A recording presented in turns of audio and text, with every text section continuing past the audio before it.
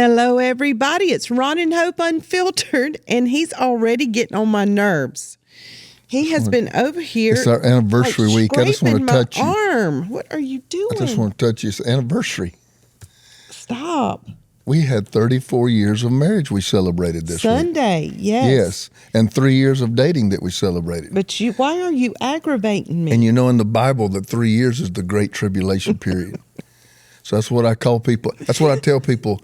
Being engaged to a beautiful woman while in Bible school, trying to do the right thing. That was pure. That was the Great Tribulation period. So I've already lived it. I've already lived it. I made it successfully through the Great Tribulation. We did. No, but we had a good years, week. Ron.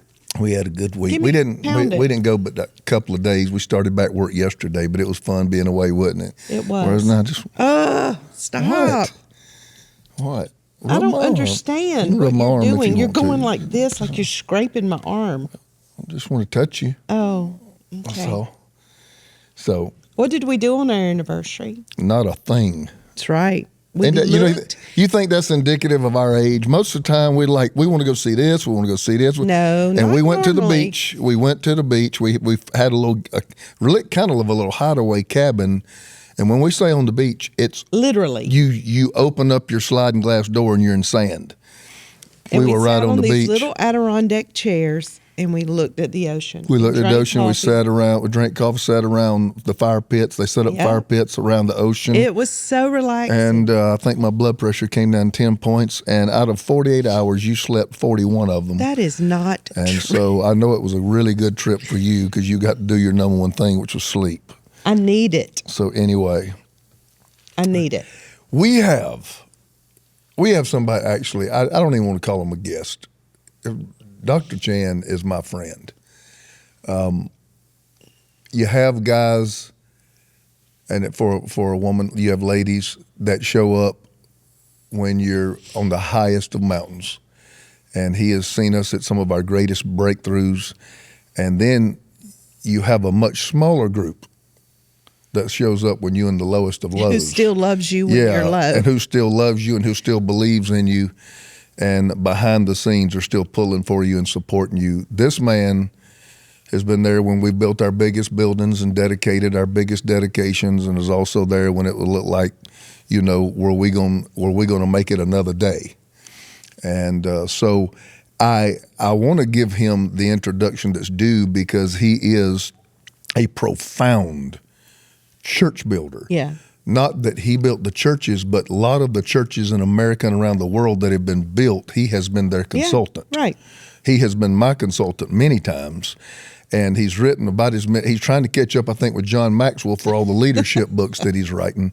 But as far as structure, coming in, diagnosing the season that you're in, and the steps that you need to take to move to the next one, I don't know that there's anybody better. We're going to talk about that Church today, leader, author, very accomplished man. He was a college president for a while, done so many things, traveled the world. But today he's our friend. And I want to bring up Dr. Sam Chan because we're going to talk about some leadership things. Dr. Chan, love you so much. I'm sorry I didn't read all your list of accomplishments as far as an introduction, but I'd just rather call you my friend than anything else. So I hope that's all right. I'm totally honored by that. I'm kind of blushing right now, the things you're saying. But I have an advantage. When I blush, you can't really see. You got that good, godly suntan that he gave you. You got the kind you don't have to work for like we do. So well, you got to be baked in the right oven. That's right. That's right. That's right. Well, it's a delight and honor to be with you, Pastor Hope, Pastor Ron. You are just genuine friends of mine, and I just cherish our relationship. Long time relationship, but cherish our relationship. How long have this off the rails a little bit? How long have we known each other? Thinking about that. Early 2000s, like 03, 04? I think it was Bishop Tony Miller. So it had to be early. Us, and then of course I think I knew your dad before I knew you. Yeah, I met Bishop Tony Miller in '99. Yeah, and I think it was shortly thereafter he got us together. So sometime around 2000. So wow, I know 25 years. I didn't think about that, though you just said that. That's a long time. Let me tell you something. We were all much younger. We were. Yeah, we were. And but now we're wiser. Hopefully we're wiser now. We're a little more battle-ridden, battle-ready, and we're a little wiser now. But I want to give you some time to talk about some of the things. Hope has just done her last book with you and with your company, and she was bringing me along and up to speed about how we want to talk to you a little bit about your book today. And first of all, I just wanted to ask you, I guess every book, I've written 2, I think every book you have an initial purpose, an initial agenda you are trying to accomplish with the book. Your latest one, what was the origin of that inside of you? Well, the book that Pastor Hope wanted me to talk about is called Bigger, Faster Leadership. Yep. And it is not my latest. I think this is like 6 books back. I'm working on my 30th book will come out 2 months from now. 30th. Number 30 is going to be. I hadn't read that one. I got to be honest. I'm not going to be a hypocrite because I'm still trying to finish all your ladder books. You wrote about 100 books on ladders. Okay. The last ladder book I wrote was 2004. So yeah, you're 20 years behind right now. He is behind. So the Pastor Hope wanted me to talk about systems and structures. Yes. And so let me kind of jump into that. So every book I write is built on a sentence. It's built on a sentence. And I'll give the sentence in a minute. A few years ago, friends of mine invited me to join them for a conference in Panama, the country of Panama. And of course, you go to Panama, the thing is famous for the Panama Canal. Mm-hmm. So as soon as I landed, it's not a long flight from Atlanta where I live. So I landed, I said to my host, hey, can you take me to the Panama Canal? So I went over there. It's just breathtaking. It's just hard to describe. But big ships are coming and going through it. And what realized was that they were expanding the canal. There were building things going on. So I asked them what's going on. They said we are widening the canal. Widening the canal. Wow. Why are you going to widen the canal? They said, well, when we built the canal in 1914, we built it for the biggest ships at that time. But now cities float. They go through here. And for us this is our industry. This is how we make most of our money. So for bigger ships to go through, we have to widen the canal. And a thought occurred to me, and here's a sentence. Your size and your speed will be controlled by your systems and structures. Ooh, that's so good. Your size and your speed will be controlled by a system structure, because organizations never grow to the degree of their goals. Right. Organizations grow to the degree of their system. So good. So if I could be a nerd for just another 45 seconds. Absolutely. Yeah. So what is the difference between a system and a structure? So if you can look at any organization, church, business, marketplace, because I know that your podcast and your webinar and so on is not just for church people, it's for business people as well as for ministry and marketplace. So if you're to think of an organizational chart, there's you at the top, and then there are other boxes under that. A chart like that, an organizational chart like that, is known as a system. There are no names in it. It is functions. Right. Mm-hmm. When you put names in it, that becomes a structure. Oh, okay. So when people say we are reorganizing, in most cases, they are moving Sally from this box to this box because they don't like her there. She's not working out. And they move Joe from this box to this box, or sometimes just totally out of a box. But all we do is we talk about people. Most organizations never talk about systems. So at the Panama Canal, I noticed they were not talking about people. So-and-so is not doing this, and why aren't they doing that? They were talking about their systems, how do we broaden and widen our systems. Give you just one more example. Let's just say you're on a train. Let's just say your train is built to go 200 miles an hour, but the tracks it's running on can only handle 100 miles an hour. The train can run 200 miles an hour It's been engineered to do that. It's totally safe, but the tracks can only handle 100 miles an hour. Well, how fast is the train going to go? 100 miles an hour. 100. Even though it can go to 100, Right. it will go only to the system. So systems are those things that, let me say it another way. The major companies of this world do not produce anything. They run on systems. Let me give you a few examples. Amazon. What does Amazon produce? It's just a system. Uber. How many cars does Uber own? None. But it's a system. Facebook produces no content. It's a system. Airbnb owns no houses. It's a system. Netflix is a system. So the bigger companies of our world are systems. And then you think in the Bible, for example, God created human beings on the seventh day, but a sixth day. But what did he do the first 5 days? He created systems. He created sun, moon, light, dark, river, salt water, fresh water. He created food in greenery and food in red meat. He created the systems that would then sustain life. Jesus had systems. Luke chapter 10, verse 1.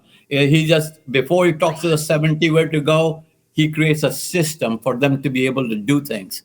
You look at 1 Corinthians chapter 12, 13, 14. They're all about systems. So, you remember the rebuke of Jethro, the father-in-law of Moses, to Moses? Your systems are you're doing a good thing. Right. But your systems are messed up. Right. So most organizations, ministry, marketplace, church, corporate, they are dependent on systems. And most of us pay attention to structure. That's the people in the boxes, but we don't pay as much attention to the system. Do we really need this box anymore? Do we need to add another box anymore? Do we need to have this box to the top of the organization, or should it be shifted down here? Once you start talking about boxes, I work with organizations that talk about we're going to reorganize. We're going to reorganize. You know what they're talking about is moving people around. Yeah. But they're not talking about how to totally change the system of how you do things. So how do you realize you have a system problem versus a person problem? Let me ask that a certain way. I was going there too. Yeah. It's amazing how long we've been married, and we're thinking the same thing sitting here.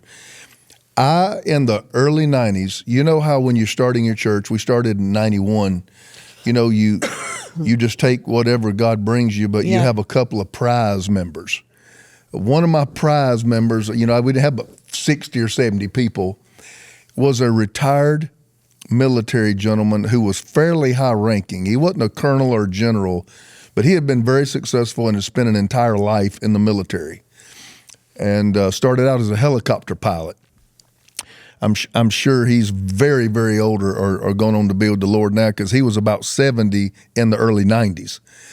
And he told me something one time in the early stages, because I'd never been in a church in my life bigger than 200. Yeah. Ever. And we were a church of approaching 100 people. And he said, Ron, in the military, this is how we're trained. I don't know if he's telling me the truth, and somebody in the military may rebut this, but this is what he said. He said, every problem is either a system problem or a person problem. Mm-hmm. He said 100%. He said, we are taught in high-ranking military officials, whenever there is a problem, you go in and examine your system. He says, and if you come to the conclusion your system is not flawed, then the flaw is the person you have running the system. And he said that was the way he was trained to view every kink in the military when he would come up on it as a commander. Would you say that's pretty close to the truth? Whenever you run up on something, it's a person or it's a system? Absolutely. So the system is the what, the person is the who. Mm-hmm. And you deal with the what and who totally differently. When it's a who, You can have a bad attitude towards them. You can fire them mentally 100 times during the day, but not really. But what I'm Right, talking about, right. the self-talk that we do. So if you start with the who, that's a small conversation. You start with the what, that's the objective. The objective is the what. The people who drive the objective is the who. So most people start finding fault with people. I'm not saying that's wrong, but the first place to find is, are they part of the system? Is the system designed in a way that will help them succeed? It's all right now. What we are recording right here is, you have a system. It's a bicoastal system. But it's, some of your engineers are with you in California. Some of them are in the South West Coast. Some Carolina. of them are East Coast. But if the system was not working, then we couldn't do what we're doing right now. Right. And the people have to. So you could have your engineers. You can have the best engineers, but if their systems are not what they need to be, they'll never be able to do what they can do. That's true. So a lot of times people are handicapped because they don't have the right systems. And so one of the challenges I like to give to my clients is, so you've been, let me just ask you all this question, and you don't have to answer. It's a rhetorical question. We're on the air, so you don't want to come. I know Be it says careful, be unfiltered careful, be behind. careful. I know you have unfiltered behind you, but there's a limit to the filtration. Right. Right. Yeah. So you have been pastoring since the 1990s. Here we are, 35, 36 years later. And if you had a whiteboard behind you, and you could wipe out everything that your church is doing, and you could reorganize your church with almost 40 years of experience, 40 years of heartache, 40 years of joys, 40 years of celebration, 40 years of just living life experience, what you've learned about people. If you could reorganize your church totally, what would that look like? Don't answer that question. But what will that look like? That's what I'm talking about. Because you'll have to start with a system. Give you another example. If I was to give you $1 billion and say to you, I need for you to start a baseball team, and I want it to be a world champion baseball team in 3 years' time. And you had $1 billion. The first person you probably would hire would be either the head coach or the general manager. You wouldn't be hiring the fastest pitcher, Right. or the best bat. You'd you'd create a system, and all those later hires will fit into that system. Let me ask you this. We just winging it now. Yes. This is what I like to do. This is about the only time we get to wing it is in the podcast. So I'm going to wing it. I noticed something about myself. It wasn't quick. After 99, it was quick. Our business is ministry. That's what we do. And I got a church up to a certain place, and it exploded, and it got to that place, and it. Yeah. And I mean to tell you, about 10,000 in attendance, and it was just a hard line lid. We expanded to the West Coast, and we came and took over a somewhat deteriorated situation. And I noticed I was able very quickly to get the West Coast church up to about the same place. And so it dawned on me, I have a system that lets me get here quick, but I have a lid.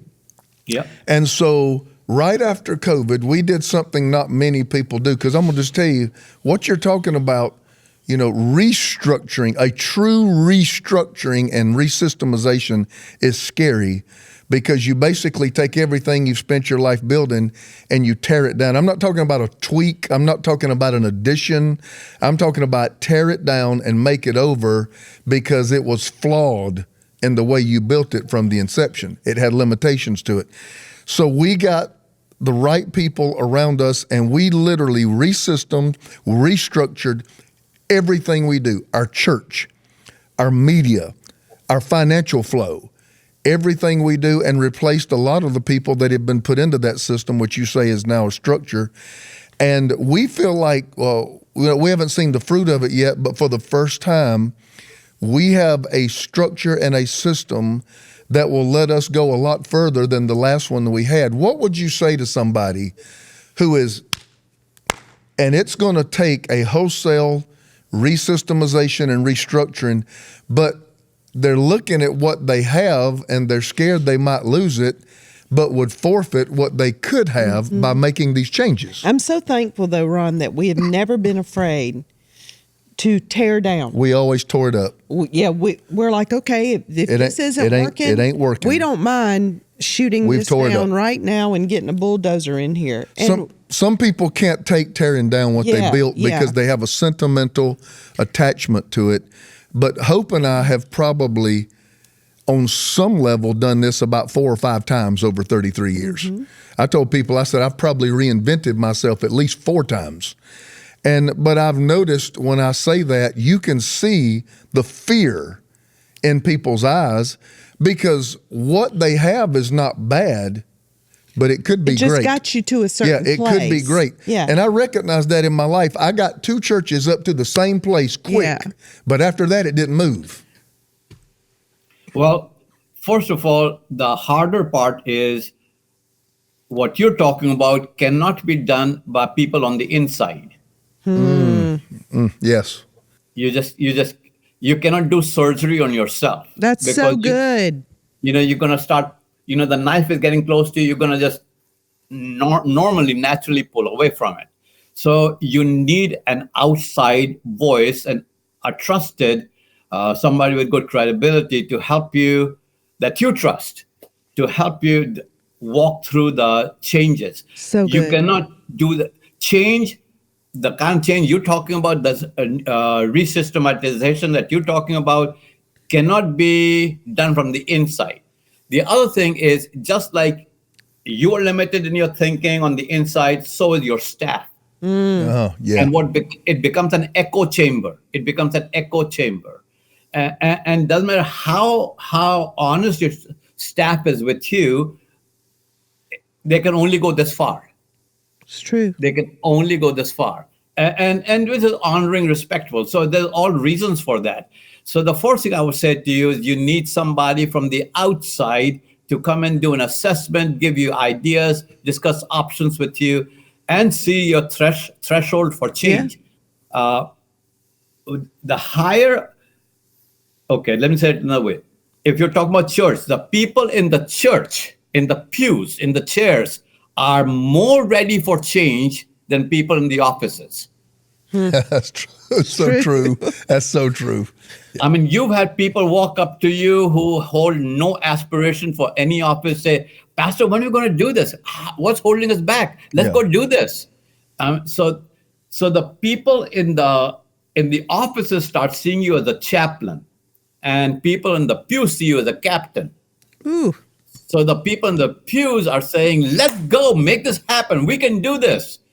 But if people have something to protect here, so the whole chaplaincy thing, you just take care of what it is, and you end up not being a CEO, you end up being a pastor on the inside. And so it takes a different mindset where nothing is really, really sacred. I was on a call earlier today with the CEO of Home Depot. And the CEO was talking about he got hired. The other CEO was fired, and he came in. And the first thing he told the board was, "We're not going to build any more stores. We're going to liquidate all the properties we bought, and we are going to put all our attention and money online to go digital. Now, he said we didn't see any results of it for the first 2 years. But after that, it just caught up and one started feeding the other. The point I'm trying to make here is that you cannot do that from the inside. You've got to bring outside voices for perspective and then move from there. And I want to tell you, you are 100% right. It is extremely, extremely, extremely painful. Yes, it is. So when are you showing up? So when are you showing up at Redemption as an outside voice? I tell you the most painful part is having to explain things to people that you don't fully understand yourself. Yes. So you're making decisions and you're spending leadership equity like crazy. And the only reason people are flowing with you is because of your past decisions. Your past decisions have been trusted. Your past decisions have been successful and fulfilling. So you are leveraging all of your past equity into taking them place where you can't really tell them where you're taking them to. And you can not guarantee where you're going to take them either. So the most frustrating part is, how do I lead people into a direction with certainty when I'm uncertain myself? How many times have I said that? You have. How many times have I said, I'm chasing something, and I said, I need you to trust me. Yeah. I said, but I can't quite tell you what it looks like. Yeah. That's the most frustrating thing. It is. I want to tell you, as a consultant, that's what I do as a consultant. Okay, give you another example. I would say 90% of my consulting work is not church growth anymore. 90% of my consulting work is leadership, succession, and transition. Mm-hmm. Wow. So when I'm sitting down with a CEO of a company or a director of a company or a pastor of a large church, they have called me in. Now they have called me in. I didn't ask to come in. I didn't call.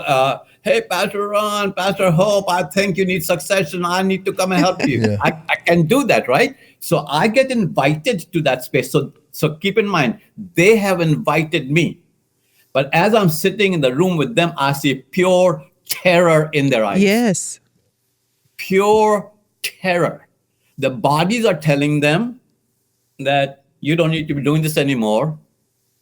Their spouse is telling them, hey, I'm done. Everything within them is saying this is the right time, but that pure terror, because this is the system that we've always known. I'm comfortable here. And then everybody wants to know, what are you going to do? Everybody wants to say, okay, so you're not going to pastor, what are you going to do? And that becomes, you can't really fully explain everything. You haven't been there yet. Right. You have aspirations, you have plans, but you don't know. And so all that to say is very, very scary. Scary is a low-level word. I don't know what's the higher-level word. It's a terrorizing thought. And even more so when you are not only making a decision for yourself, but you're leading other people. Yeah. Into that. It's a very good place to be. And I think leaders need to embrace that. Like to say, there's nothing wrong with me. I'm acting totally normal, totally natural, totally neutral. I know I need to do this. I just don't know if I need to do this. Yeah. So number one, you got to have an outside voice. Well, I don't know. I don't know if Dr. Chan will remember this. And babe, I can't even remember if you were a part of that meeting. The first time I saw us doing this, I'd say 2010, 2011, 2012 is, it just yeah, we've had stopped. A strong 10 years. Yeah, it just stopped. And it was healthy. The bills are paid. The building's full. But I know what's been happening is no longer happening. I know it. And I brought you and Phil Cook in and took you upstairs in my little loft. I don't know if you remember this. And I brought in a board and I said, here's the things moving forward I would like to do. And you're talking about an outside voice, because an outside voice can be objective and have honest conversations. Yeah. Nobody inside the institution is going to have an honest conversation. So you came in, and I always appreciated you for this. You came in, and I drew all this stuff up, and it was pretty elaborate. I said, here are the things I would like to do. And I said, I want you guys to tell me, y'all know a lot about how it's built, how it's structured, the people that I have here. Do you think we can do this? Phil Cook said, I think you can do it. Sam Chan looked at me and said, I don't know. And then I said, what do you mean, Dr. Chan? You said, not with your present structure. You did. That was what you told me. And then you just started looking at it and said, you only got one here, you need three. And these two right here this needs to be moved. You need to strike. I mean, you immediately started saying, if you want to go there, these are the way the boxes are going to have to be moved, and restructuring is going to have to take place. Yeah. So what you're telling me, you consult so many people over the years. I don't know if you remember, but for me, you did. Yeah. You were the only one in the room said, I don't think you can do it under the present structure. I think you have the capacity, Ron Carpenter, but the way you've built it does not have the capacity. It's and I want to tell you, it is the reason you have an outside person is they don't have a dog in the fight. Right. Okay. And I don't know your history with people. So I'm not even looking at who's in the box. I'm not looking at the structure at all. I'm looking at the systems there. Right. So I do remember that room. I do remember going up the spiral stairway. I don't know if I can climb it now, but there was a time I could have done that. Yeah, I can still do that. But I remember that meeting, and it is what I remember about that meeting is not what came out of the meeting. I just remember your face from that meeting. That's all I remember about that meeting. So when I said to you, I don't know, because your structure was you came prepared to the meeting. Yeah. And we were seeing it for the first time. Mm-hmm.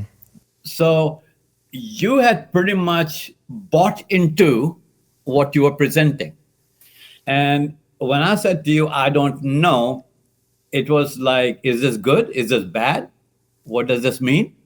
And it is that look I'm talking about. See what was happening with you in 2010, 2012 is that you can sense it before you will see it. It's so true. That's true. That is so true. That is true. Because everything looked fine. Totally. If you come into one of our services, you're like, wow, man, redemption has got it going on.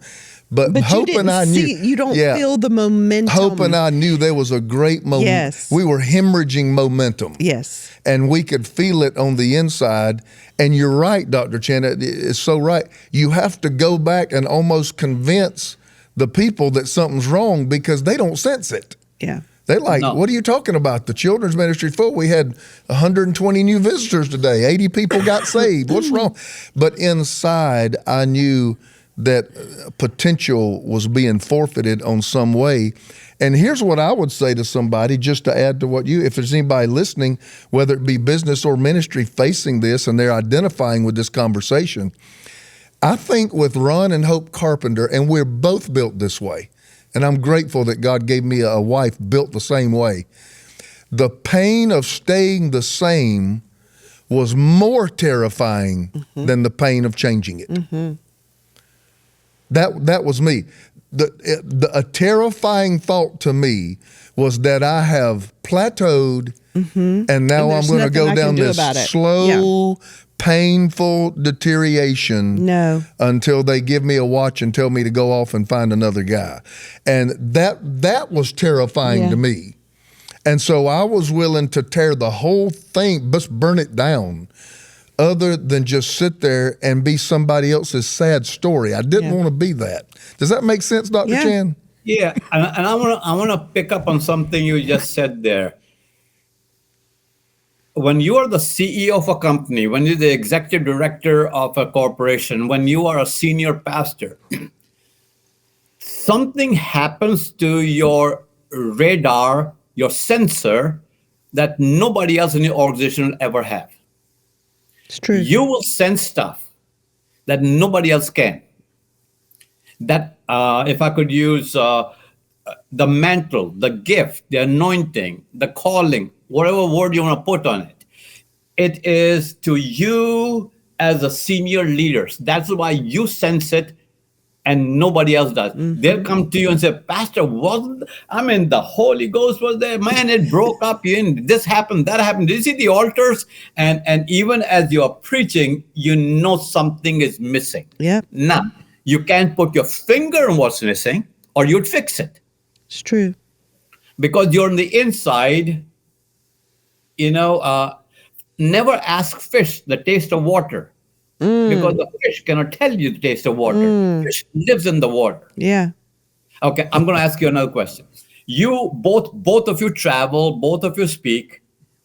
When you are invited to a church to speak, do you not sit there on the front row saying, "Why do they do this? They should change that." Why? The whole time. The whole time, right? Yes. Why is that light bulb out? Why is that light bulb out? Right. Now listen, that light bulb has been out for the last 23 years. But they don't know it. But they don't know it. Yes. You walk in there, you walk into the restroom, you walk into the lobby, you So drive onto the true. parking lot, you look at the platform, you look at the musicians, you look at how they're dressed, you look at and the whole time you're sitting there, you're changing 10,000 things before you get up to speak. It's true.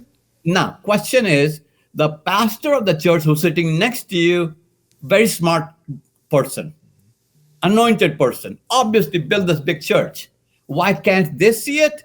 Because you're a outside voice, outside eyes. You see it right there, right now, So good. but they can see it. That's why you need that outside voice.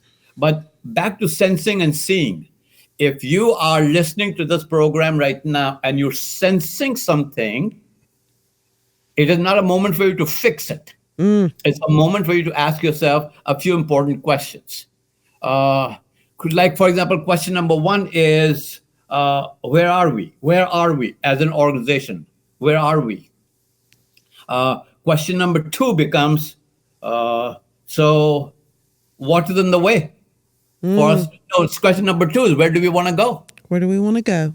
So where are we? It takes assessments of where you are, financially, material-wise, people-wise, all that. You assess where you're at. Number two is, where do we want to go? And then number three is, what is in the way or who's in the way? And number four is, how do we get there? And the reason I'm giving you those four questions is everybody wants to get there without going to the first three questions. So where are we?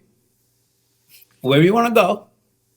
So someone says to you, hey, I'd like for my church to grow. Before you can have a plan, because what they do is they'll have the staff meeting, the executive meeting, and they'll have these growth plans without doing question number 2 and 3. So question number 1, let me repeat that for our listeners. Question number, where are we? Question number 2 is, where do you want to go? Question number 3 is, what or who is in the way? Because unless you can eliminate, here's the thing, you have to eliminate first before you can build. Ooh, that's good. You got to move dirt before you can pour cement. So good. Most people want to just build on top of whatever there is, but they're not willing to eliminate. Ooh, that's so good. So what or who is in the way? What would be the systems and structures? Who could be people?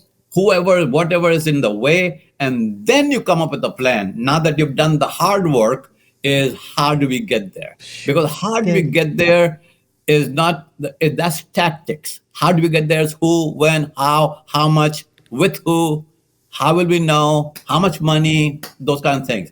So the last question becomes the first question, unfortunately, and that is why we don't see organizations doing what they know they can do. They sense it. Yeah. But they get to the planning phase too soon. Dr. Chan, that's so good. I think the first question is hard to ask. and Yeah. be and beyond the where are we? I think that's not just a great what that 1, 2, 3, 4 you gave is not just great for organizations. It's great for a life. Yeah. For you, personal inventory. But that where are we? That's an honest conversation. That's an honest conversation, and I've noticed that I can't speak for marketplace organizations because I'm not in the marketplace. I'm in the ministry world, but I can tell you in the ministry world, honest conversations are difficult. Yeah. Because we in the church world, Dr. Chan, we have a way to spiritualize a downturn. Oh, absolutely. Everything. But God is filtering. We're being pruned. We're not. We're in the waiting season. Yeah, we're in a waiting season. This is not our. And the fact is, you're losing people, and you're not healthy. Yeah. But I tell people a lot of times we get more spiritual when we should get more disciplined. Yeah. And get more honest about what is exactly going on. And I've done so many dumb things. I'm not a regretter, but I got things and times I wish I'd have done differently. But one of the things I think God has helped me with is that I was always able to sense when it wasn't going well. Yeah. And that was not okay with me. Yeah. And I think, though, one of the things, goodness gracious, after 30-something years of ministry, I think we finally got is when we've sensed that, when you sense that knowing on the inside, that sensor you were talking about, we have learned to move swiftly now, or at least quicker than we did before. Yep. Because your mind does get in the way. You start rationalizing, you start talking about, they've been with us 10 years. Or you start thinking about the difficult, you start thinking about the difficulties. Yeah. Yep. And you talk yourself out of it. And I think the older you get, maybe you're more inclined to talk yourself out of it and say, well, I'm just going to ride out what I built. But I'm not okay with that. No. I haven't been okay at any season, and I pray that I'm not, because ultimately it's the people who suffer with the lack of vision and lack of change. Dr. Chan, we usually go about a half hour, but this has been so engaging. It has been so good. I really wish I'd had my laptop with me and I just could have written down some notes. We can go back and listen. Because it makes me want to bring you to my next network meeting and not have you speak. It makes me want to sit down and have this conversation in front of them. Yeah. I would love to have this conversation right here in front of a group of leaders, because sometimes conversation brings out my best stuff. Well, let's do it. I'd love to do that. The airplanes are still flying in the air. Yeah. I want you to take a minute before we start winding it down. You got a lot of things going on, and I know Hope is very, very proud to have worked with you on her last book that she did. And I just want you to tell everybody a little bit, resources. If there's a way that Sam Chan could resource them, what are those ways? Just take a minute and tell us. Yeah, I want to give a gift to all of your listeners for the next 6 months, free of charge. You can, look at the cover. That is a beautiful, beautiful lady. Yeah. And I can say so myself because I know her.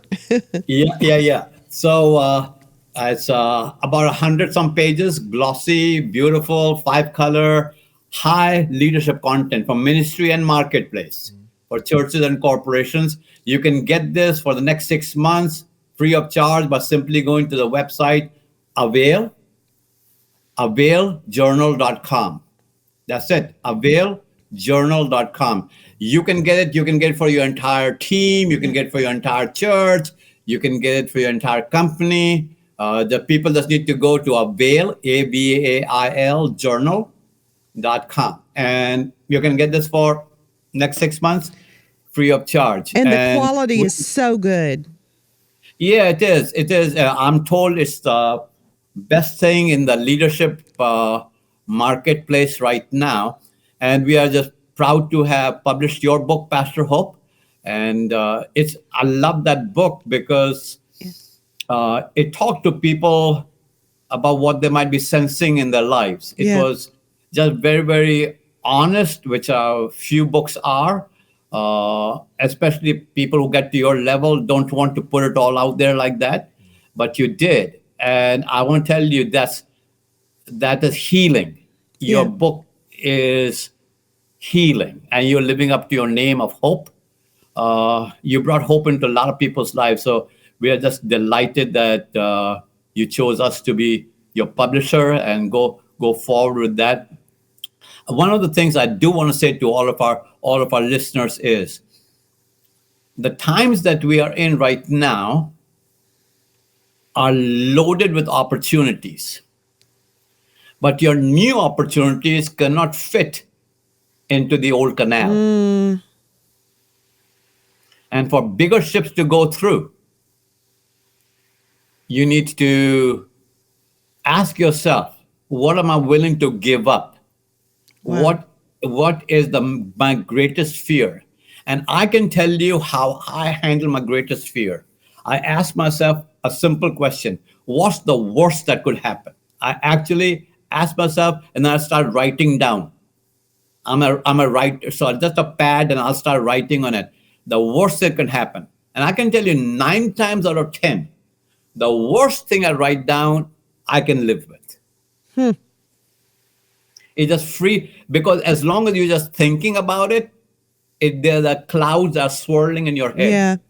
But if you put it on paper, 9 times out of 10, I can tell you I can do whatever I want to do, because the worst is not going to kill me. So good. Well, I will tell you this, and I hear again, I could just go on and on with you about that. I love these kind of conversations.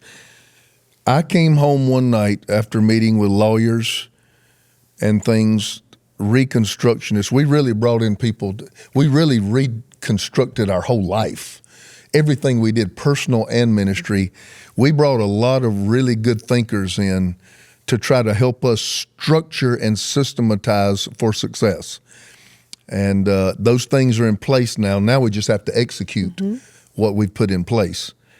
But I remember, Dr. Chen, I came home one night and I told Hope, I said, I have had a revelation, an illumination, whatever you want to call it. I said, my success is not going to be what I say yes to.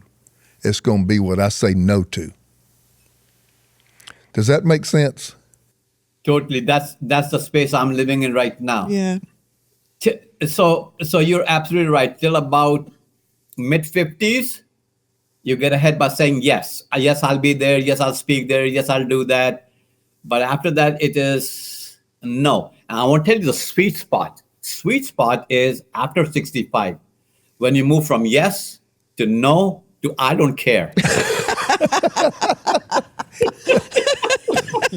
I can't wait for I that. look forward to those days. I'm not quite there yet, Hey, but I look listen, forward to them. Just live long, and they are coming your way. What you say? So and so left my church. I don't care. I think I'm there. I think I'm there. So and so just resigned. I don't care. I don't care. Yeah. I want to tell you, at almost 72, I care for very few things. Very few. Very few. I just care for my family, make sure that we're good, and the rest of it can come and go.